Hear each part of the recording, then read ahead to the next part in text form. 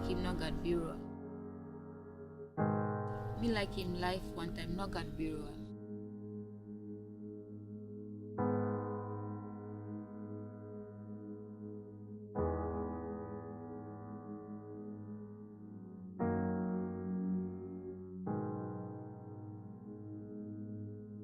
Markets are fundamental because people have to have places where they are allowed to vend. But most markets are very much neglected by all levels of government, and that is a big problem. For women, they're essential because it's where they can hopefully go in a safe environment. Because as a group, you should be safer than you are as an individual vendor. But as we know at present, because women are there in numbers, but they're intimidated, well then it's not safe spaces very much so. So we have to work on making them safer spaces.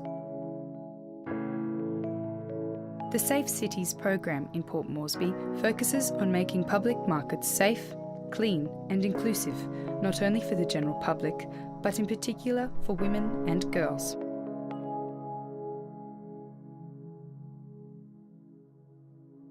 Markets play a big role in actually creating a gateway opportunity to people from Central Province and people from within National Capital District, actually people who cultivate their land and people who wants to bring their produce to the market.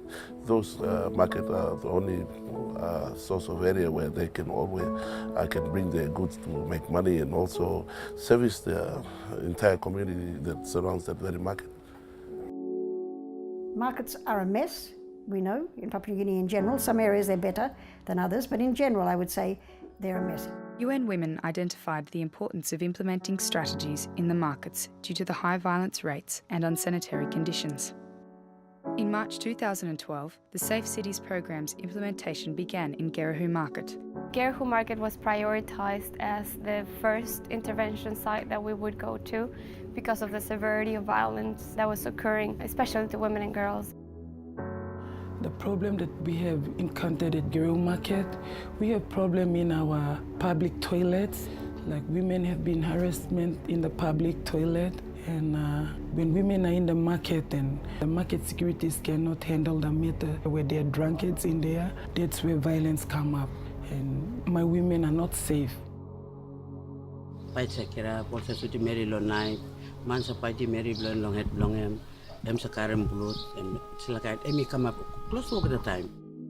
Safe Cities team began implementing some basic managerial changes. A request was put through to the National Capital District Commission to change the contracted security company, as the guards were gambling, intoxicated and harassing market vendors, essentially adding to the greater problem instead of helping resolve market-based issues. Following this, refurbishment plans were developed to address the issues that were allowing this environment of violence and lawlessness to prevail.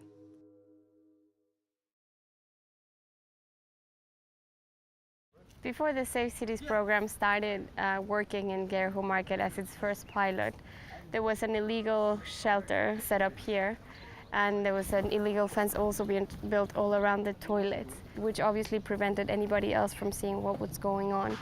And we also got a number of reports that transactional sex was occurring inside the toilets.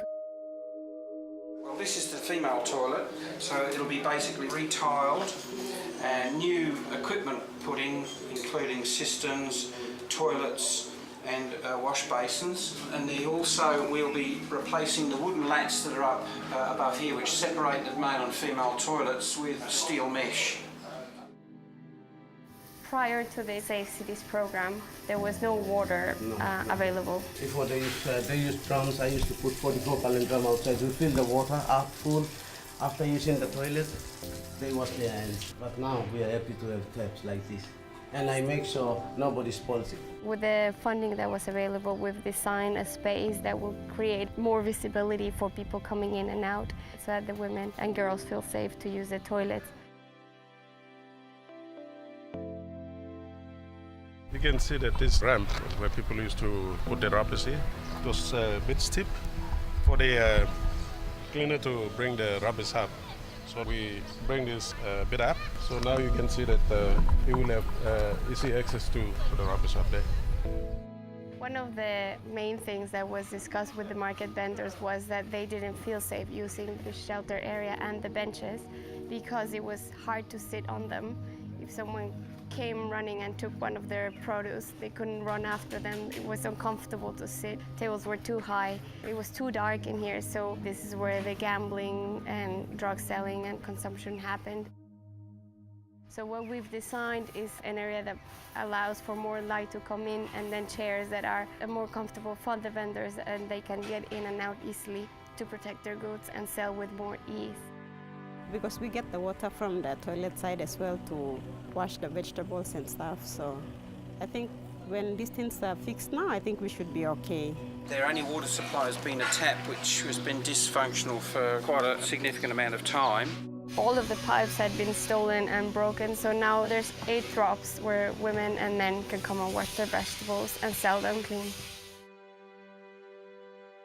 What we're trying to do is to secure the outside of the fence, putting a retaining wall underneath the fence. All the razor wire across the top will be replaced, and the whole perimeter of the marketplace completely sealed so it's safe to work within the market area.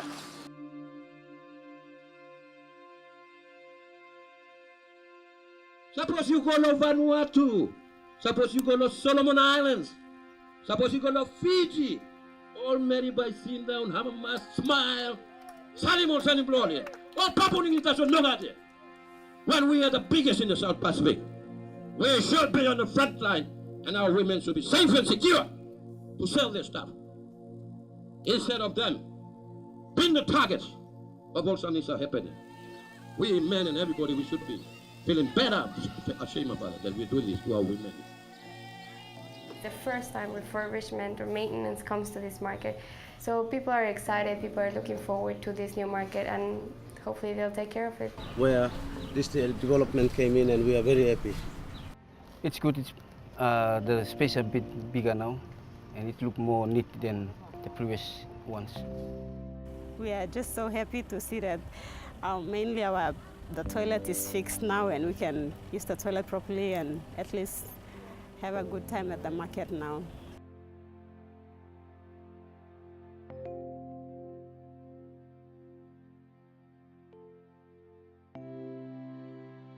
UN Women have been work inside law partnership one time. NCDC law provided money na space law build nuclear facilities here, also in toilet na nuclear banners na kind something inside law market. People have been work plenty true law just below 6 per week law help them law work on nuclear something law here, because number one something people like a gruesome violence against women inside law market. Gold mine blow you me and me alone market yeah, but sit down you know stop good. All American sit down you know stop good. You know not free law salim na come buy him. Imba you sit down you go 6 o'clock to 6 o'clock. No got land by him kaya blow you na. You go back to house by lose nothing. So in this last, let me play work in this last. Project blow, safe city, focus on market blow you me. Because that's where most of our people come. That's where most of our people blow you me inside the city working money. That's where most area where on Bama come now we got space. Only like working lig money, lig law, supporting Papa na giving lig income or more income to family. Markets aren't just a place for economic exchange and for people to make money. They're a central part of the life of a city, and they add colour and character and should be fun places to be. So that's why we strongly support this program, and we really look forward to seeing it roll out across the city and helping to turn Port Moresby into the great city that it really deserves to be.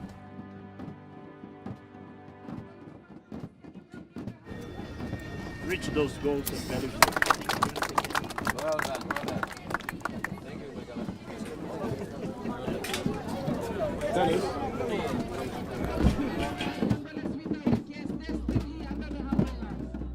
Safe Cities interventions will be rolled out in Gordon's Market in 2013 in order to start addressing the issues of violence and sanitation. Because Gordon's Market is such a really good market for vegetables and a good opportunity for business, but right now we don't feel safe. You can actually feel that they're going to hold you up. They just come up to you, touch your body, they even touch your breast, just walk because it's so overcrowded too. Some they take advantage of older people, but mostly it's girls and women that they target because they're the most vulnerable.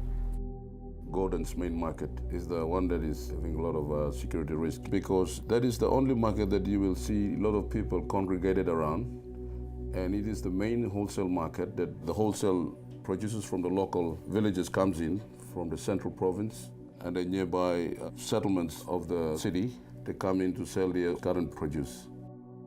The only ground or space left for gardening is the higher grounds, like it's going up to the hillside where it's getting too far and we cannot go there anymore to do gardening. So we have to go to Gordon's Market.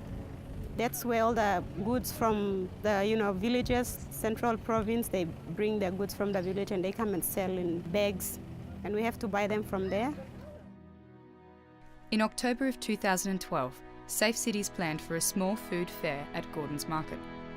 The purpose behind the fair was to reveal to the market users the intrinsic links between consumption of local produce, access to economic resources, and the hindering factors that limit people's access to these, such as sexual violence, ethnic conflict, as well as poor hygiene and sanitation. During the 3 days World Food Day activity, I did a lot of awareness in the market and I got a lot of support from the women. And now the message has already gone out and women are looking forward and towards what's going to happen in the market. A couple of weeks before the event started, a gang rape occurred outside Gordon's Market.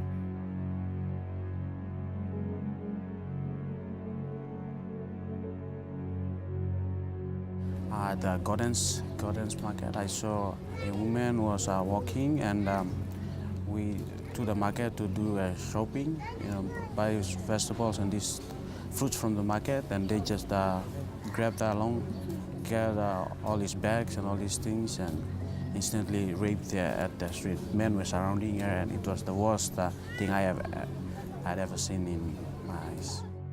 A number of people have reported being witnesses of it, and nobody did anything. I didn't do anything. I got nothing to do because I got no option. They were drunk, they were armed with knives, small knives, and these things. I've received reports from the community after World Food Day events of a gang rape of a young girl inside the market at the kiosks. So I was in there. I had to stop it, but I couldn't. I tried, but didn't happen. They had to really bash the girl out and touch her and really spoil her. The police denies that the gang rape of this woman happened, and they said that she was just stripped. So whether this was a stripping or a gang rape of a woman, no woman should be experiencing this type of violence in their homes or in the public space. A number of interventions are yet to be designed to address issues of violence against women and girls. Tax collection in the markets attributes to this violence and leads to loss of income and disputes in the marketplace. Yeah, market mi place I can buy money na come inside it. So toilet mi place I go buy money na mi place toilet. One kina lo sem one pla round mi place go inside lo toilet. Two round em two kina mi place buy mi place make him all same. Na ino sa good pla. O se mi place buy gate na mi place come inside so get something o se mi place mas one me. No one else apart from NCDC to collect tax. That's illegal. If they happen to come around here, advise me. I'll get the police to come and arrest the guy because he's stealing. Umpla kam kisim go narapla tax collector kam kisim. So we some time we me pla karim big pla kai kai milika me pla in big pla lo kai kai. Rice nothing fish ball bring do me pla. Sometimes when we bring little outside this table market do me pla. Because there's too many tax collectors in here. We me pla no say filiama mas to mas. A bill pay system linked to a mobile wallet will be developed so that market vendors can pay their market fees via their phone. This will reduce the risk of vendors being robbed, abused and asked for fees illegally. The government will then obtain the revenue generated and maintain existing infrastructure and market services to ensure a clean and safe environment for all individuals concerned. We have focused within the market area, that is the formal sector. But we also have the informal sector outside the market. This is where a lot of violence is happening. And we need to focus on that area as well. Given the population growth of PNG, obviously you would have to look at other alternative sources of employment generation and income generation. to be able to ensure that everyone benefits from whatever the economic spin-offs. Because if that's not in place, you would find that only a few people will be benefiting through the formal sector, while the rest of the population will be just basically left behind. And that can be very catastrophic for a country like PNG, where people will start, getting into law and order and all sorts of activities might come about. There are other major challenges with the informal economy that have an impact on the program's ability to address issues of violence, inclusivity, health and sanitation. The sale of betel nut, for example, is the fastest revenue-generating activity in the capital city and provides a living to entire families across Papua New Guinea. However, the environment associated with the sale of the betel nut has been identified as a significant social and environmental challenge. We block at boy market outside, street sales outside time. And some violence happen anytime. Anytime. But now I'm not at market outside, so and safe now. Market na The National Capital District is implementing regulations to prohibit and limit the amount of betel nut selling in general marketplaces, aiming to make them exclusively for fresh produce and seafood. We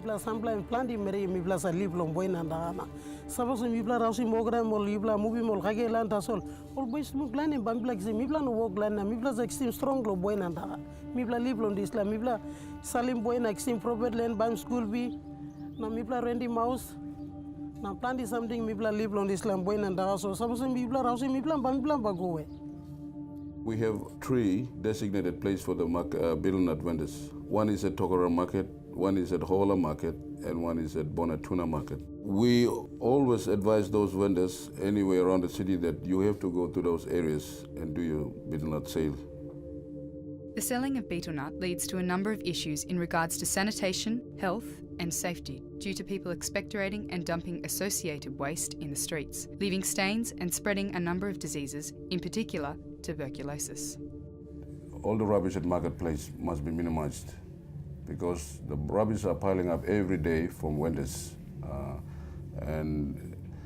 The more we leave the rubbish overnight, the next day it's still going to continue piling up again. So I want to make sure that every day the rubbish must be collected from the market. Hi, brother, you tell them our village is much cleaner than this city. Very true. Just tell them. Very true. That's the information I'm giving. This is one of the vendors coming from the village.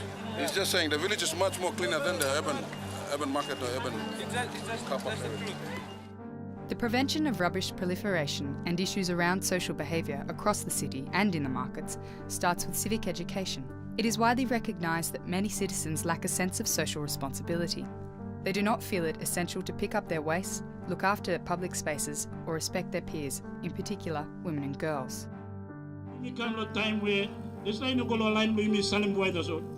Even you plus sample line 2, save kilim you plus.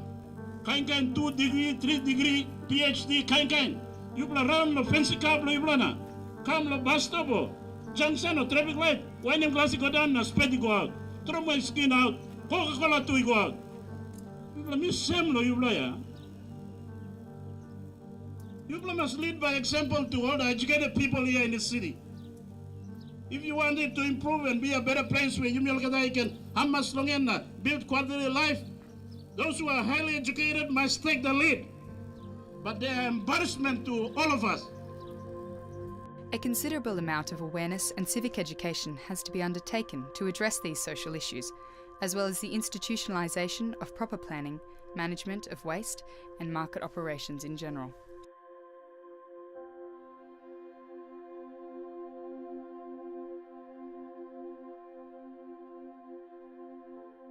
Through ongoing education and awareness and a combined community effort, Safe Cities strives to teach community members the importance of taking care of their public places, picking up their rubbish and respecting others.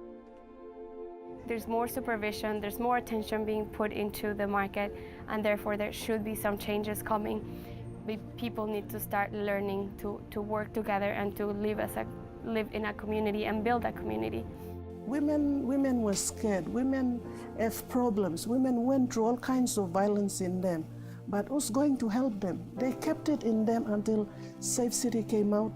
During one of my awareness, a woman walked up to me. She came and hugged me and she cried.